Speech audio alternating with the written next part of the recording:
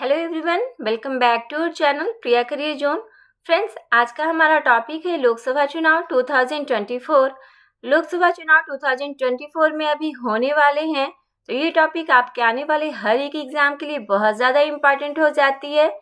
लोकसभा से जितने भी क्वेश्चन आपके एग्जाम में पूछे जाते हैं, प्लस जितने भी स्ट्रैटेजी के बार बार रिपीट होते हैं, उन सब को इस वीडियो में डिस्कस करेंगे।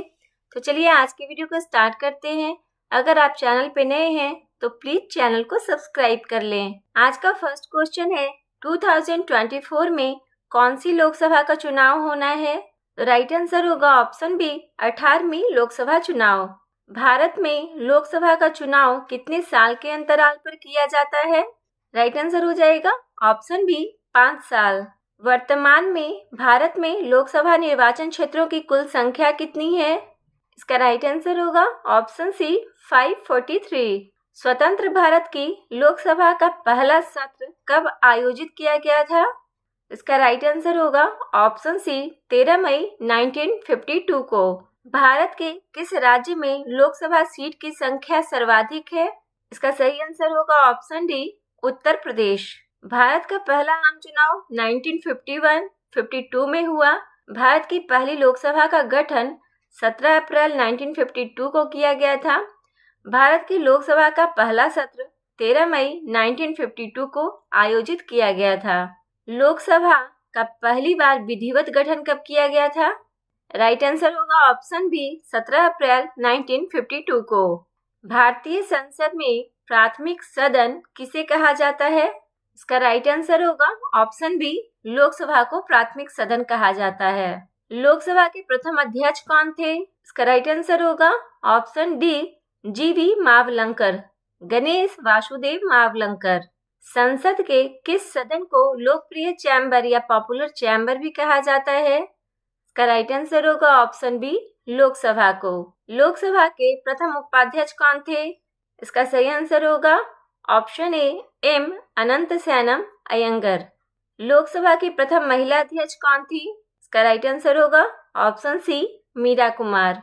17वीं लोकसभा के अध्यक्ष कौन है? इसका राइट आंसर होगा ऑप्शन डी, ओम बिरला।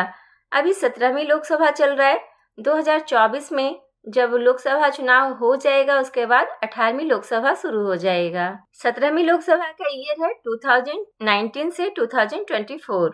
आमतौर पर लोकसभा में सदन का नेता कौन होता है? इसका राइट आंसर होगा ऑप्शन डी, प्रधानमंत्री। लोकसभा का सदस्य बनने के लिए न्यूनतम आयु कितनी होनी चाहिए? इसका सही आंसर होगा ऑप्शन ए, 25 वर्ष। संसद के दोनों सदनों की संयुक्त बैठक की अध्यक्षता कौन करता है? इसका राइट आंसर होगा ऑप्शन बी, लोकसभा अध्यक्ष। लोकसभा के संदर्भ में सदन का नेता कौन संदर्भित करता है?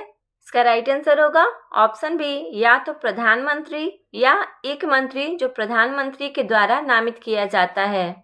जब अध्यक्ष और उपाध्यक्ष दोनों के पद रिक्त होते हैं तो लोकसभा की अध्यक्षता कौन करता है? इसका राइट आंसर हो जाएगा ऑप्शन सी, राष्ट्रपति के द्वारा नियुक्त लोकसभा का सदस्य। और जब लोकसभा का अध्यक्ष का पद रिक्त होता है तो उनकी जगह पे उपाध्यक्ष काम करते हैं। लोकसभा का पीठासीन अधिकारी कौन होता है? इसका राइट आंसर होगा ऑप्शन ए, लोकसभा में अध्यक्ष और उपाध्यक्ष। लोकसभा को विशेष परिस्थिति में कार्यकाल से पहले कौन विघटित मतलब कौन भंग कर सकता है? इसका राइट आंसर होगा ऑप्शन सी, राष्ट्रपति। लोकसभा में केंद्र शासित प्रदेशों के लिए अधिकतम कितने सीटें हो सकती हैं? इसका राइट आंसर है ऑप्शन डी, 20 सीटें।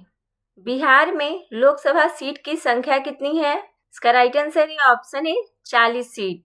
लोकसभा में सबसे अधिक प्रतिनिधि भेजने का मामले में कौन सा राज्य दूसरे स्थान पर है? इसका राइट आंसर होगा ऑप्शन बी, महाराष्ट्र।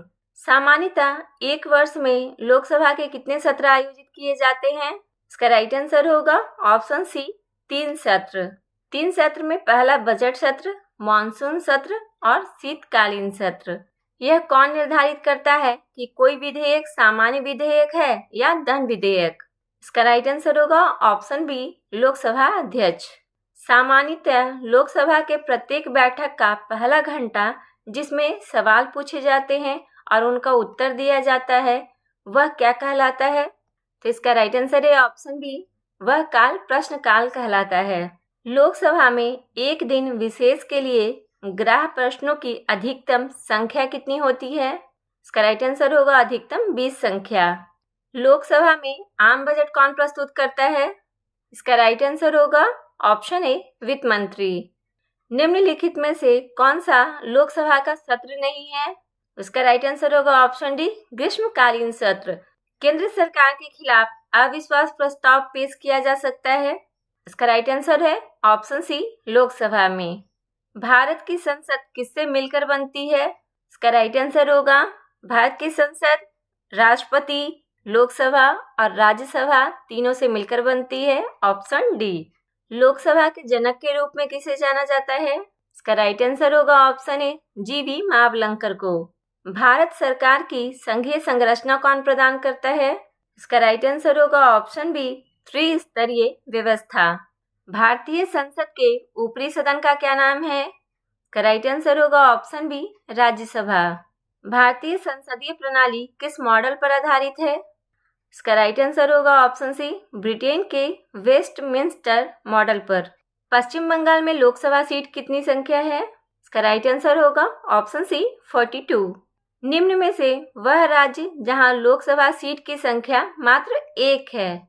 इसका राइट आंसर होगा ऑप्शन डी, उपयुक्त सभी। मिजोरम, नागालैंड और सिक्किम में लोकसभा की संख्या एक है। वह राज्य जहां लोकसभा सीट की संख्या 2 है। इसका राइट आंसर होगा ऑप्शन डी, उपयुक्त सभी। गोवा, त्रिपुरा और अरुणाचल प्रदेश, मेघालय और मणिपुर। भारत में आदर्श आचार संहिता कब लागू होती है? इसका राइट आंसर होगा ऑप्शन बी, चुनावी तारीख की घोषणा के तुरंत बाद। प्रत्येक राज्य के लिए लोकसभा निर्वाचन क्षेत्रों की संख्या किसके आधार पर निर्धारित की जाती है? इसका राइट आंसर होगा ऑप्शन ए, जनसंख्या के आधार पर। भारत में सबसे पहले आचार संहिता कब और कहां लागू हुई थी? इसका राइट आंसर होगा ऑप्शन ए, 1960 में, सबसे पहले केरल में। भारत में चुनावी तारीख के ऐलान के बाद आदर्श आचार संहिता कौन लागू करता है? इसका सही आंसर हो जाएगा ऑप्शन सी, भारतीय निर्वाचन आयोग।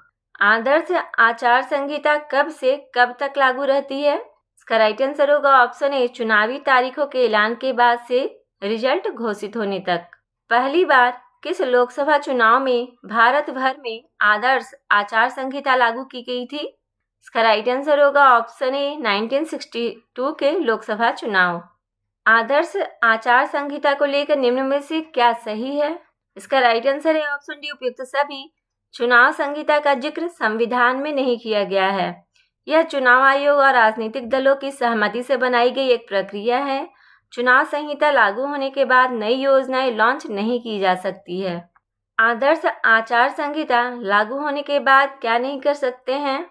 इसका राइट आंसर होगा ऑप्शन डी, उपयुक्त सभी। किसी कर्मचारी का ट्रांसफर नहीं किया जा सकता है। चुनाव प्रचार के लिए धार्मिक स्थानों का इस्तेमाल नहीं किया जा सकता। सरकार की ओर से कोई भी नई योजना या घोषणा नहीं की जा सकती है। वर्तमान में भारत का राष्ट्रपति लोकसभा में कितने एंग्लो इंडियन को मनोनीत कर सकता है? इसका राइट आंसर होगा ऑप्शन डी, एक भी नहीं। पहले राष्ट्रपति 2 एंग्लो इंडियन को मनोनीत करते थे। भारतीय संविधान के किस अनुच्छेद में लोकसभा के गठन का प्रावधान किया गया है? इसका राइट आंसर होगा ऑप्शन से उपयुक्त दोनों, आर्टिकल 81 और आर्टिकल 331 में। भारतीय संविधान के किस अनुच्छेद में कहा गया कि लोकसभा का सदस्य बनने के लिए व्यक्ति की आयु कम से कम 25 वर्ष होनी चाहिए? इसका राइट आंसर होगा ऑप्शन बी, आर्टिकल 84 में। भारत में लोकसभा किसका प्रतिनिधित्व करता है? इसका राइट आंसर होगा ऑप्शन सी, भारतीय जनता का। मूल संविधान में लोकसभा सदस्यों की संख्या कितनी निर्धारित की गई थी? इसका राइट आंसर है ऑप्शन ए, 500। नारी वंदन अधिनियम 2023 के अनुसार लोकसभा में महिलाओं के लिए कितना प्रतिशत सीट आरक्षण का प्रावधान किया गया है? इसका राइट आंसर होगा ऑप्शन बी, 33%। लोकसभा में राष्ट्रपति के द्वारा एंग्लो इंडियन के नॉमिनेशन को किस संवैधानिक संशोधन के द्वारा समाप्त कर दिया गया था? इसका राइट आंसर हो जाएगा ऑप्शन डी, 104वें संविधान संशोधन अधिनियम 2009 में। वर्तमान में लोकसभा में अधिकतम सदस्य संख्या कितनी हो सकती है? इसका राइट आंसर है ऑप्शन डी, 550। वर्तमान में लोकसभा में कितने सदस्यों को राज्य की जनता सीधे निर्वाचित करती है? इसका राइट आंसर होगा ऑप्शन ए 530। वर्तमान में लोकसभा में कितने सदस्यों को केंद्र शासित प्रदेश की जनता सीधे निर्वाचित करती है? इसका राइट आंसर होगा ऑप्शन डी 13।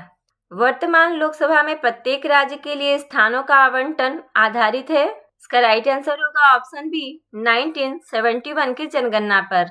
वर्तमान में लोकसभा में अनुसूचित जाति के लिए आरक्षित स्थानों की संख्या कितनी है? इसका राइट आंसर होगा ऑप्शन सी 84। लोकसभा में राज्यवार सीटों का आवंटन 1971 की जनगणना पर आधारित है। यह निर्धारण किस वर्ष तथा यथावत रहेगी? इसका राइट आंसर होगा ऑप्शन बी 2026। लोकसभा का एक निर्वाचन क्षेत्र कम से कम कितनी जनसंख्या का प्रतिनिधित्व करती है? इसका राइट आंसर होगा ऑप्शन बी 7.5 लाख। लोकसभा में अनुसूचित जनजाति के लिए आरक्षित स्थानों की संख्या कितनी है? इसका राइट आंसर है ऑप्शन सी 47। लोकसभा में अनुसूचित जाति और अनुसूचित जनजाति के लिए आरक्षित स्थानों की संख्या कितनी है? इसका राइट आंसर होगा ऑप्शन बी 131। क्षेत्रफल की दृष्टि से देश का सबसे छोटा लोकसभा निर्वाचन क्षेत्र कौन सा है? इसका राइट आंसर होगा ऑप्शन डी चांदनी चौक। क्षेत्रफल की दृष्टि से देश का सबसे बड़ा लोकसभा निर्वाचन क्षेत्र कौन सा है? इसका राइट आंसर होगा ऑप्शन बी लद्दाख। आपातकाल के दौरान संसद लोकसभा का कार्यकाल एक बार में कितने समय के लिए बढ़ा सकती है? इसका राइट आंसर होगा ऑप्शन सी 1 साल के लिए। लोकसभा में किस संघ शासित क्षेत्र के सर्वाधिक प्रतिनिधि निर्वाचित होकर आते हैं? इसका राइट आंसर होगा ऑप्शन डी दिल्ली। लोकसभा में सर्वाधिक प्रतिनिधित्व के आधार पर राज्यों का सही क्रम कौन सा है? इसका राइट आंसर होगा ऑप्शन बी उत्तर प्रदेश, महाराष्ट्र और पश्चिम बंगाल। लोकसभा के किसी सदस्य की सदस्यता कितने दिनों तक लगातार अनुपस्थिति रहने पर समाप्त हो जाती है?